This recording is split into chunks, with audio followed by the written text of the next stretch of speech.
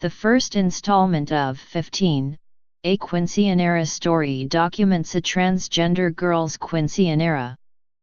And Amy Sedaris' satirical home show concludes its first season. 15, a Quinceañera story 7 p.m. on HBO. Each episode of this 4-part mini-series tells the story of a different Quinceañera, the 15th birthday party that is a rite of passage for many Latinos.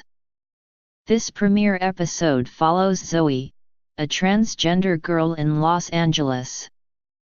Other Quinceañera stories, which air at the same time on each of the following 3 evenings, include one in Cuba, one for an amateur boxer whose coach is facing deportation, and a joint celebration in Texas. A Home for the Holidays 8 p.m. on CBS. Families nationwide share stories of their experiences with adoption in the 19th edition of this annual holiday special. This year, the program will feature musical performances from Josh Groban, Kelly Clarkson, Casey Musgraves, and Kane Brown. The Voice 9 p.m. on NBC. A winner will be decided in the final episode of the 13th season of this popular singing competition. I Am Sam Kinison 10 p.m. on Spike TV. The life of this preacher-turned-shock comedian is explored in this documentary, which includes appearances by Bob Saget, Jay Leno, and others. At Home with Amy Sedaris 10:30 p.m. on True TV. The season finale of this actress and comedian's satirical home show turns book club paella night into a light murder mystery. If you've seen any other episodes of Ms. Sedaris's newest show, you already know its offbeat brand of humor. If you haven't, don't worry about being unprepared for the finale. Each episode is self-contained.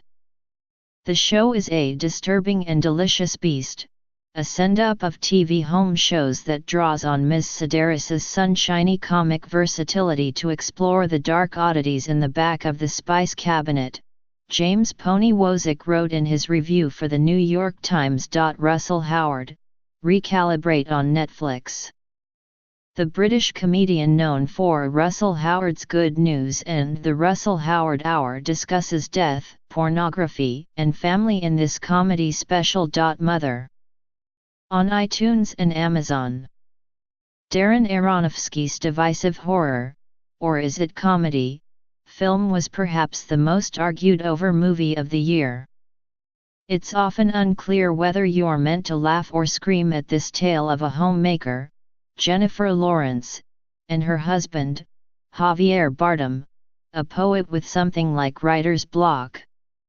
And it's tough to say much more than that without giving it all away, as A.O. Scott observed in his review for The Times. Mr. Aronofsky ingeniously braids his movie's hermeneutic structure into its plot, making it hard to say what it's about without revealing what happens. Suffice it to say that it all gets out of hand, really out of hand. Maybe the pause and rewind buttons will help home viewers piece together what it all means.